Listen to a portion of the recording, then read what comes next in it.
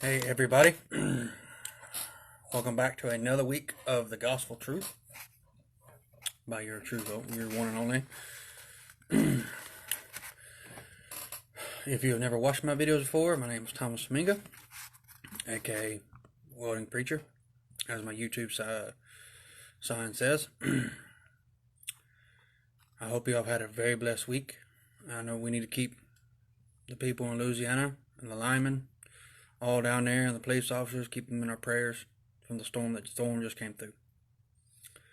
But this week, I know these past few weeks I have been beating Christians up on these videos.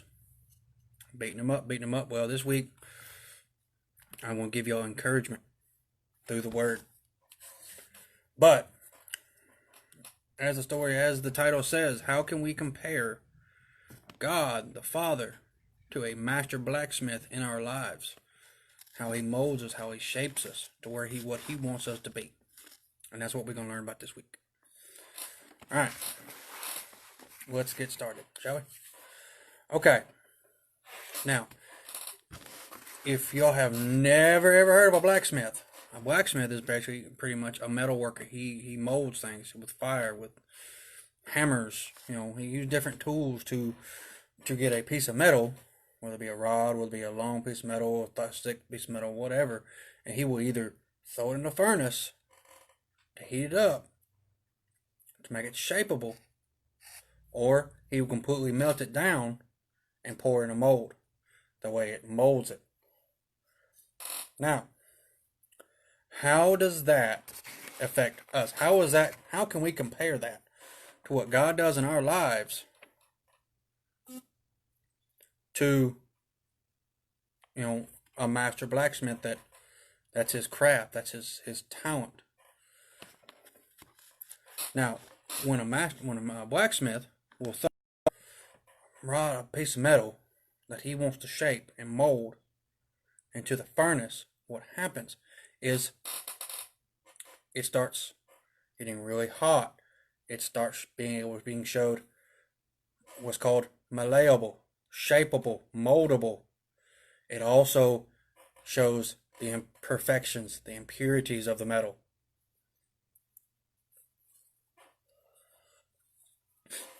Now, fire has always been a refining element. In the Bible, pretty much anywhere you go, it's a refining element. Now, Isaiah 48:10 says, "Behold, I have refined you, but not as silver. I have tested you in the furnace of affliction."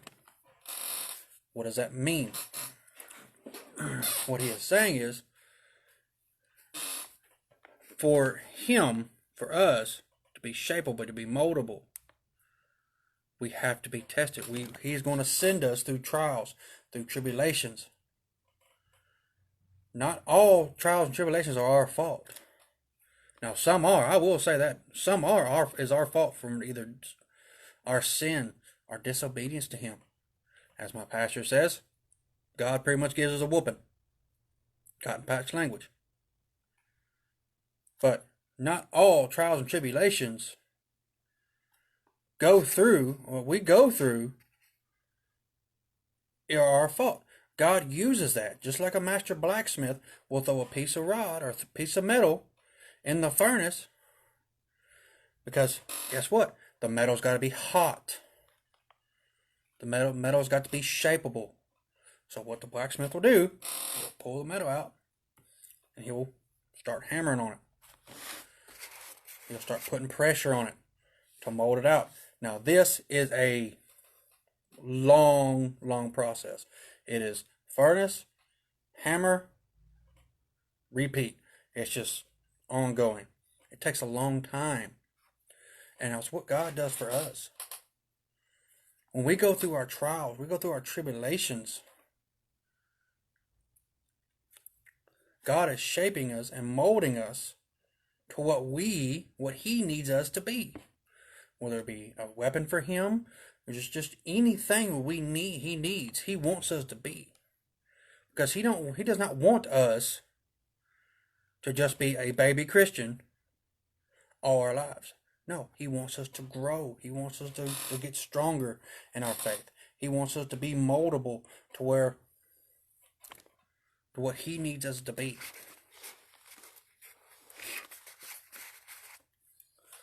Now, as I've said before, when the metal is moldable, is shapeable, malleable, and I'm pretty sure much that means is able to be hammered or pressed permanently out of shape without breaking or cracking.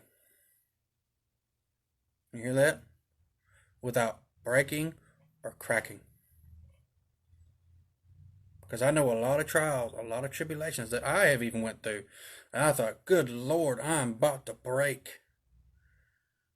And after I went through those trials, through those tribulations, I go back and look. God, because I didn't see the whole picture. I just seen had my blinders on. I didn't see the whole big picture of what God was trying to do, to mold, to shape us. Now, what the master blacksmith will do, after the metal is hot, it's glowing red, he has a solid foundation. He has an anvil. Anvil is another one of the blacksmith's tools. To us, that would be Jesus Christ. Jesus Christ is the rock. He is the solid ground that we Christians can stand on. And what does he do? He starts hammering. And it's not just wild out anger, hammering it down. No. It is a controlled, yes, it is a hard hammering, but it is a controlled hammer. That way he molds us. He just hammers out. He'll kind of hammer out the imperfections and start molding us out to what he needs us to be. Like I said, that is not an easy process. That is not a quick process. It takes hours, years for the blacksmith, years for God. Because he wants us to learn. He wants us to grow, to trust on him, to rely on him.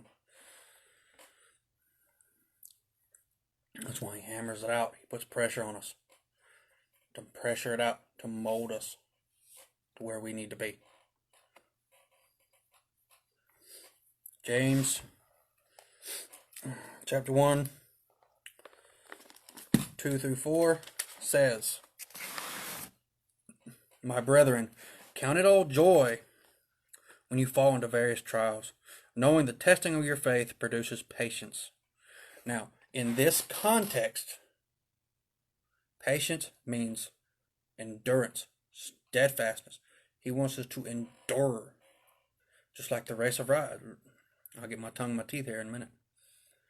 Like I've said, this is a live video. This is not scripted. It's live. So bear with me. Just like the race of life, we are to run it with endurance. The testing of your faith produces patience. Endure. You can endure. That when you start enduring trials and tribulations that God puts us through to shape us, to mold us, guess what? When bigger things come along, we can endure them. It starts off small, and we just keep moving. The longer he hammers, the more he shapes us out. He'll hammer us out, put us back in the fire, put us back through trials, through tribulations. Guess what? When that gets hot enough, we pull it out, start shaping. Over and over and over and over again, until we are what he wants us to be. Verse 4, But let patience have its perfect work, that you may be perfect and complete, lacking nothing. I'm going to tell you what, if a master blacksmith had just given up on that piece of metal he was working with, it would be lacking a lot of things. It would still have the imperfections in it. Because what the blacksmith builds needs to be dang near indestructible. It needs to have whether it be a skyscraper, whether it be whatever, skyscraper, I-beam, whatever, a hook, needs to be dang near indestructible. So guess what? He's going to put it back through the fire. He's going to hammer it out on that solid ground, on the anvil. And he's going to hammer it out, put pressure on it, and keep going, until it is made to what he wants.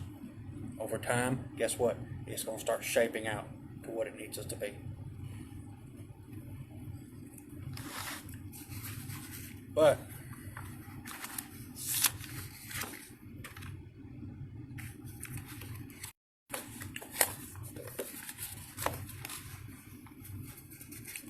like I said, God is not going to strike out, does not strike out in uncontrolled anger. It's precise,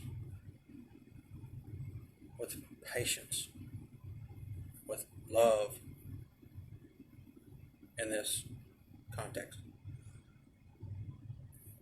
until we are shaped to what we need to be, what he wants us to be.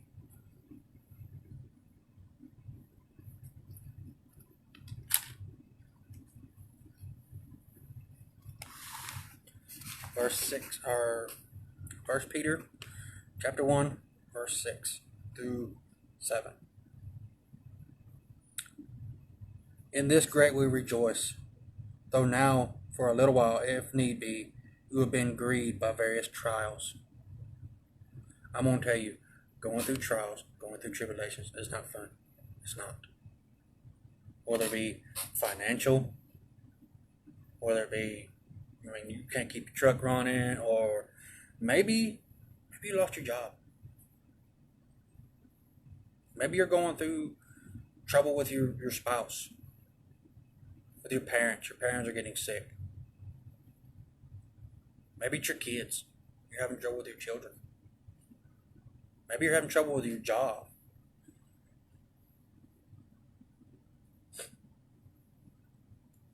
It's going to hurt. It's going to suck. I don't mean to offend anybody, but it does. It's not pleasant. Going through trials and tribulations is not pleasant. But know that we count it all joy, because we yet do not see the final product. We're only seeing a little piece. We're only feeling the hammer.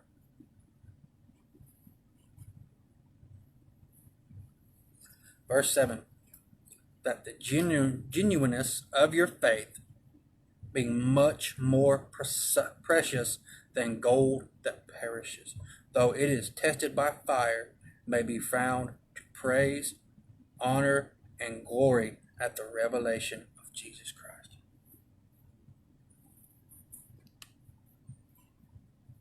He is saying, when we go through these trials, we are being shaped, we are being molded. He is saying, more precious than gold that perishes, though it is tested by fire. Fire, once again, there it is. Fire is a refining element. We are being refined. We are being shaped. We are being molded. God is putting pressure on us. He is hammering out the imperfections. I'm going to tell you this, next time you go through a trial, tribulation, start looking at yourself. Not everything around you. Start looking at yourself. What imperfections do you have that you're thinking, well, maybe God's trying to get rid of these imperfections? What is God trying to get my attention to? That I can be shaped, I can be molded. Start looking deeply at yourself and know that all that God is doing is shaping you and molding. He's putting a little bit of pressure on you to mold you and to shape you.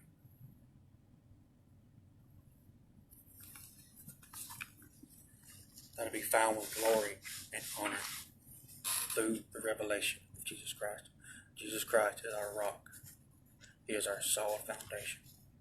Just like the anvil is to the master blacksmith, that is his solid foundation.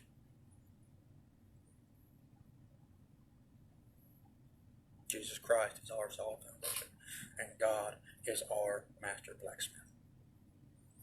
He knows how much pressure, how long in the fire do we need. He knows exactly what tools to use with patience, with love. That we, the instruments, the tools of Jesus, God Himself, His servants, need.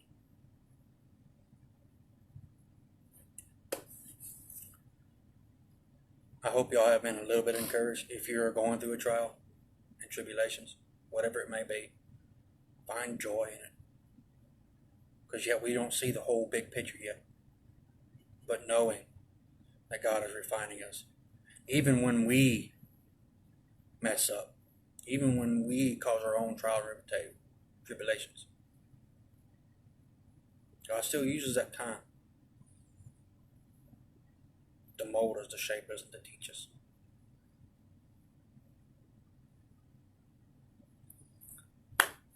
That is it for this week. I hope y'all have a blessed rest of the week. I know it's supposed to get hot afterwards where I'm at.